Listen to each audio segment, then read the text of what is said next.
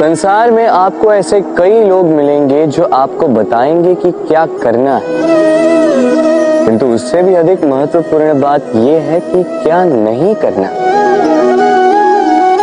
आज मैं आपको ऐसी ही 3 बातें बताने वाला हूं जो आपको आपके जीवन में नहीं करनी है।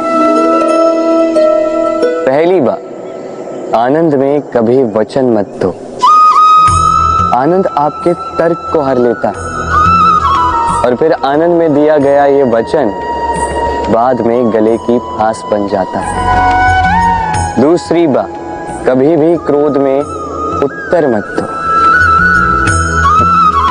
क्रोध आपके विवेक को खा जाता है, भविष्य दृष्टि को बाधित कर देता है और फिर कुछ क्षण के लिए आया ये क्रोध, इसमें दिया गया उत्तर बाद में जीवन भर के लिए प्रश्न बन जाता है। और तीसरी बात, कभी भी दुख में निर्णय मत लो। दुख आपके सोचने समझने की क्षमता को सीमित कर देता है और दुखी मन से लिए गए निर्णय सदा दुख ही देते हैं। सच कहा जाए तो वचन, उत्तर और निर्णय कभी भी जीवन में सोच विचार करके ही लेने या देने चाहिए। सोच विचार करके कार्य करोगे तो इस संसार में किसी भी समस्या का हल बूझना नहीं पड़ेगा। राधे राधे। आज मैं आपसे 3 प्रश्न पूछूंगा। तो पहला प्रश्न, ऐसा कौन है जिस पर लगातार प्रहार करने के पश्चात भी वो मुस्कुराए और आपको सुख दे? आपका उत्तर होगा धरती या वृक्ष।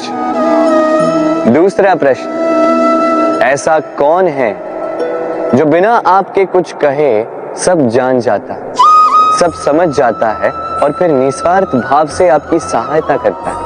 अब आपका उत्तर होगा भाई या मित्र। और तीसरा प्रश्न, ऐसे कौन से भगवान हैं जो स्वयं विष का घूंट पीकर आपको जीवन का अमृत प्रदान करते हैं? अब आपका उत्तर होगा महादेव। यदि आपके उत्तर ये हैं, तो आपके उत्तर गलत है। इन सारे प्रश्नों का एक ही सही उत्तर है और वो है मां। स्तनपान करते समय आपने उन्हें कितनी लात मारी, किंतु फिर भी मुस्कुरा के वो आपको आशीष देती रही। आपके बिना कुछ कहे वो सब जान जाती और इस जीवन की कठिन परिस्थितियों के विष का घुट पीकर आपको सुख का अमृत देती है। इस जीवन में आप कुछ भी कर लीजिए, अपनी मां का ऋण कभी चुका नहीं पाए। यदि कुछ कर सकते हैं तो जीवन के आनंद में, उद्भव में और धन्यवाद में अपनी मां को स्मरण रखें और मेरे साथ प्रेम से कहें राधे। सबसे अच्छा युद्ध वो जो कभी लड़ा ही न जाए, अर्थात समझौता, संधि हर आवश्यक परिस्थिति में शुभ होता है। अपने से शक्तिशाली से समझौता करने वाला विद्वान, अपने बराबरी वालों से समझौता करने वाला गुणवान और अपने से दुर्बल से हाथ मिलाने वाला दयावान। एक युद्ध आपको कई सारे शत्रु दे सकता है, किंतु एक समझौता आपको एक मित्र दे सकता है। इसलिए मुट्ठी तभी थामिए जब युद्ध को टालना असंभव हो जाए, अन्यथा हाथ बढ़ाकर मिलाइए, क्योंकि मिलने में सुख है, जलने में नहीं। राधे राधे। गिरने में कोई आपत्ति नहीं है, बस गिरो तो उस बूंद की भांति जो इस संसार को नया जीवन देती है, और उस उठने में भी कोई अच्छाई नहीं जिसमें किसी और के कांधों पर पाप रखकर उठा जाए। अपने अस्तित्व को खोने में कोई बुराई नहीं, और उस बीज की भांति जो एक नए वृक्ष को अस्तित्व में लाता है, परंतु उस अस्तित्व को बनाने का भी क्या लाभ जो किसी और के स्वप्न को बिखेर कर बने। क्रोध में कोई बुराई नहीं। यदि वो किसी दुष्ट को मार्ग पे ले आए, परंतु उस मौन, उस दया का क्या लाभ जो आपको दुर्बल बना। अर्थात अच्छा या बुरा कर्म नहीं होता, बस वो कब, किस स्थान पर और कैसे किया जाए, वो निर्णय अच्छा या बुरा होता। यदि सही समय पर करो तो वो गुण है, अन्यथा वो घुन जो भीतर तक आपको खाता जाए। राधे राधे।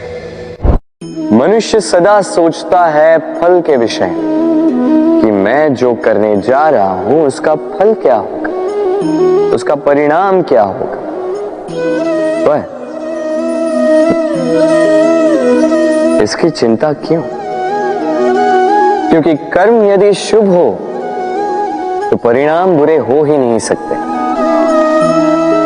शुभ की इच्छा से कार्य करने वालों को फल की चिंता कैसी?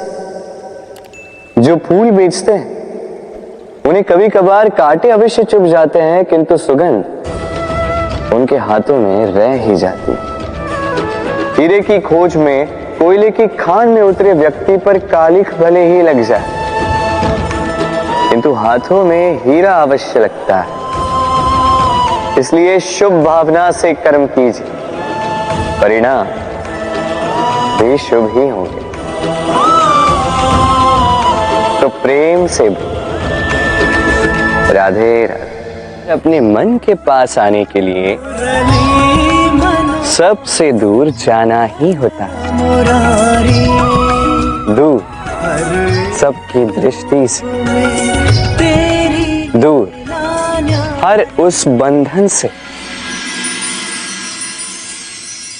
जो हमारे मुक्त होने में बाधा है। अपनी आत्मा से मिलना है, इस संसार के नियमों से दूर जाना ही होता। दूर हर पूर्वग्रह से, दूर हर निंदा, हर प्रशंसा, हर आलोचना, हर योजना से दूर।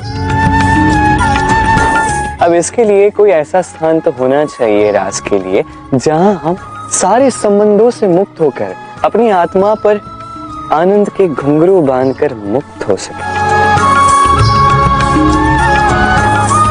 मुग्ध हो सकें, स्वच्छंद होकर जीवन ताल पर पूर्ण ऊर्जा से नृत्य कर सकें, सबसे दूर। किंतु